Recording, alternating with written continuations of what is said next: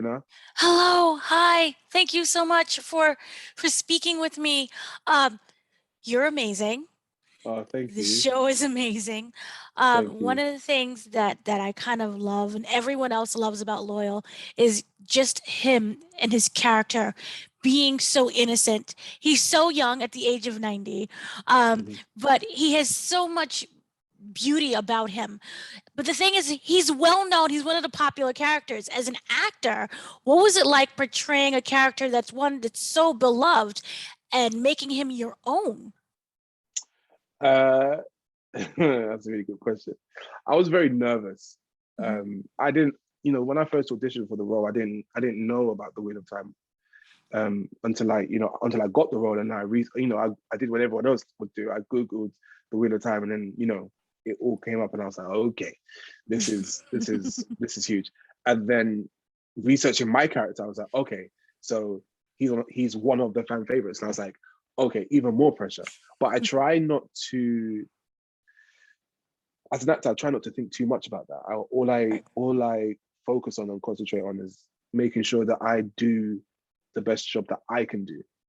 right. Um, when you approach a character who is loved and adored by a lot of people, you have to come to it a certain amount of, with anything. I think you have to come with it with a certain amount of respect and honor. And I definitely did that. But what I also wanted to do was to create my own interpretation of Loial, because I know I will be playing Loial. So it was Mhm. about how I could, you know, I guess incorporate a bit of myself within Loial and vice versa. And I hope I I've done that. Right, and you did. You had your big debut I just kind did, of this yeah. week, episode 5. What I Hmm. love about this series is that there's magic and everything that's going around, but there's also a sense of seriousness. It deals with real issues, and with that, we Hmm. had the topic of suicide without any kind of spoilers. With that said, as an actor, what was it that you was looking forward to the most when it came to the topics that was portrayed and how it kind of reflects today what's going on?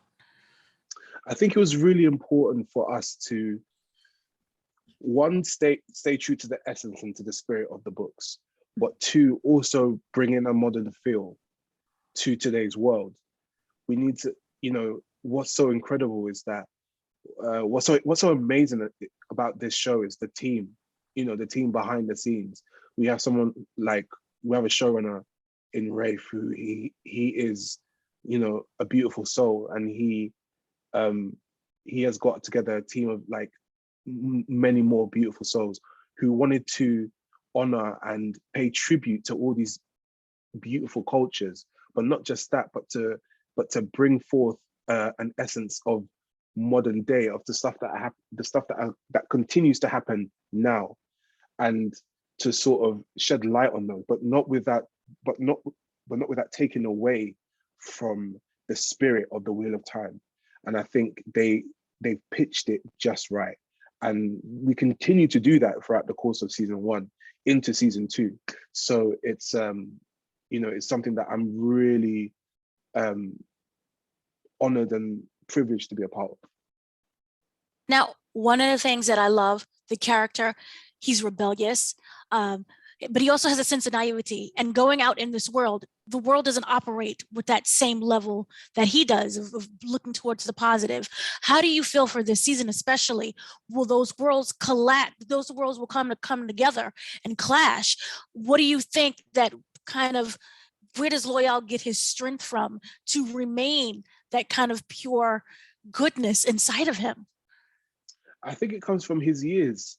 He may be young, like you said, at 90, but he's lived a very long time. And I think it's given him the opportunity and the chance to really take a breath where many humans probably can't. And so that's where um I think that's where his loyalty and you know, his genuine love for nature and knowledge comes from. The fact that he's able to just, when you first meet Loyal, he's in a library, he's in a place of comfort, and then he meets Rand, who's been on the road for a month, and he's disheveled and so many things are going on. And but all he can see is just all you see in Loial is just someone who's curious. He's meeting a new person, and all he wants to do now, he's fascinated with this person, and now he wants to help this person. That's what I love about Loial, is the fact that he just wants to. Nothing will ever shake him, no matter what. Everything will always be okay, and that's what I really that's what really draws me to Loial. Right. Also, what I love, there's so many prosthetics that you are wearing, but you give off, especially in the eyes, such beautiful expression with the character.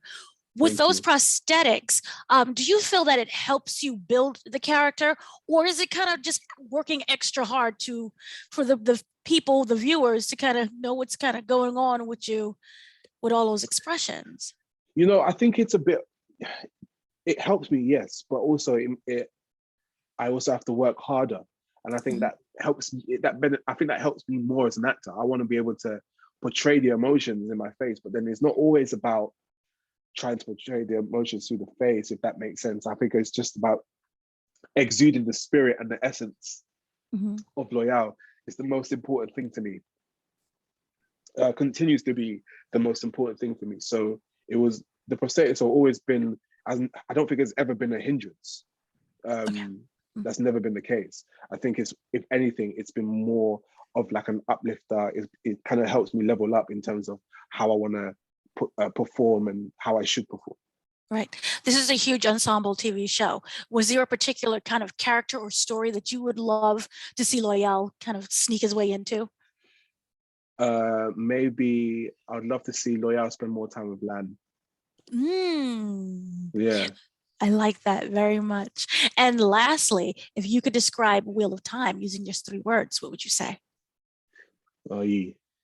Describe Wheel of Time as epic, beautiful, dark. I love it. Thank you so much for speaking to me. Oh, thank you. Take care of yourself. Stay safe. Thank you.